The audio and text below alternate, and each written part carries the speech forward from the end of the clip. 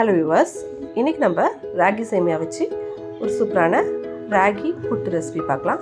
அதுக்கு நான் அனில் பிராண்ட் ராகி சேமியா எடுத்து வச்சுருக்கேன். ஃபிங்கர் மில்லட் வெர்மிசெல்லி அப்படின்ட்டு சொல்லுவாங்க. இப்போது இந்த ராகி சேமியா புட்டு எப்படி பண்ணலான்னு பார்க்கலாம். ஜஸ்ட் இது நான் வாங்கியிருக்கிற அனில் பிராண்டு ஜஸ்ட் 25 rupees தான். நீங்கள் வேறு ஏதாச்சும் பிராண்ட் வேணாலும் ட்ரை பண்ணலாம். இப்போ ஃபஸ்ட்டு நம்ம ராகி புட்டு செய்கிறதுக்கு ஒரு பாத்திரத்தில் நார்மலாக ஒரு வாட்டர் எடுத்துகிட்டு அதில் நம்ம இது ஒரு பேக்கெட் ஃபுல்லாக போட்டு ஒரு 3 minutes ஊற வைக்கணும். 3 minutesக்கு மேலே ஊற வைக்கக்கூடாது. 3 minutesக்கு மேலே ஊற வச்சோன்னா நம்ம ரொம்ப குழஞ்சிரும். ஸோ நமக்கு சேமியா மாதிரி குச்சி குச்சாக வரணுன்னா நம்ம 3 minutes ஊற வச்சா போதும். பாருங்கள், நல்லா ஊறிடுச்சு.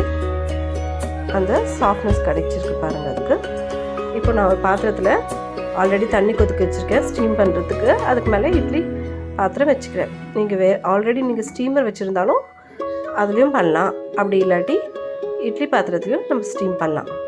இப்போ நம்ம அதை ஊற வச்சுருக்கோம் இல்லைங்களா, 3 minutes ஊற வச்சோன்னு அந்த ராகி வெர்மிசெல்லி எடுத்து நம்ம இது மேலே அப்படியே பரப்பி வச்சுக்கணும்.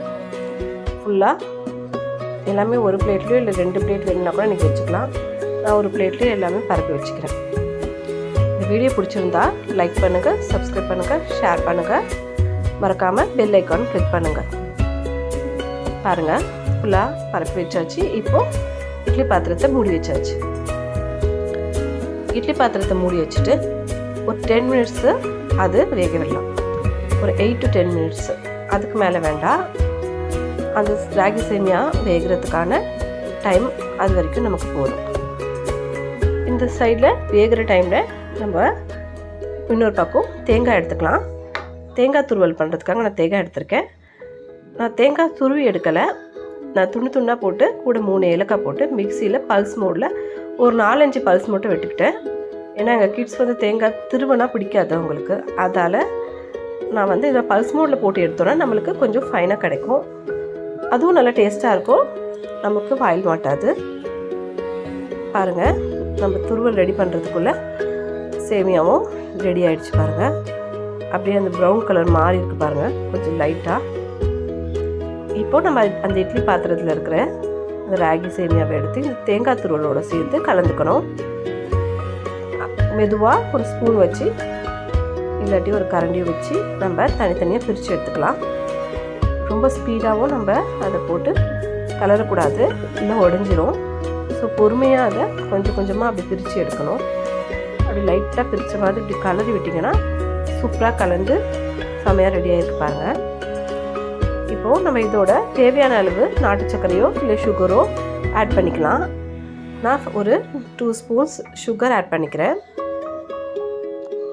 இந்த ரெசிபி ரொம்ப சூப்பராக இருக்கும், கண்டிப்பாக ட்ரை பண்ணுங்கள். கிட்ஸ் ரொம்ப விரும்பி சாப்பிடுவாங்க. ரொம்ப ஹெல்த்தியான ரெசிபி வேறு. நார்மலாக சேமியா மாதிரி பண்ணணும் நமக்கு சாப்பிட மாட்டாங்க. இந்த மாதிரி புட்டு மாதிரி ட்ரை பண்ணி கொடுங்க, கண்டிப்பாக சாப்பிடுவாங்க. அப்படியே சர்க்கரை போட்டு நம்ம கலந்துக்கிறோம். ஒரு 2 spoon சர்க்கரை போட்டு கலந்துக்கலாம். சர்க்கரை போடாமல் சாப்பிட்டாலும் நல்லாயிருக்கும், பட் கிட்ஸ்க்கு பிடிக்காது. ஸோ அதான் சர்க்கரை போட்டு கலந்துக்கிறேன். அது சூப்பரான ராகி புட்டு ரெசிபி ரெடி ஆகிடுச்சு. இது உங்கள் கிட்ஸ்க்கு கொடுங்க. ரொம்ப ஹெல்த்தியான ஒரு ரெசிபி. ஃபேமிலி மெம்பர்ஸ் எல்லாருமே சாப்பிடலாம். 1 packet வாங்கினாலே 4 members சாப்பிடலாம் மார்னிங் பிரேக்ஃபாஸ்ட்க்கு. இந்த வீடியோ பிடிச்சிருந்தா ஷேர் பண்ணுங்கள், லைக் பண்ணுங்கள், சப்ஸ்கிரைப் பண்ணுங்கள். தேங்க்யூ.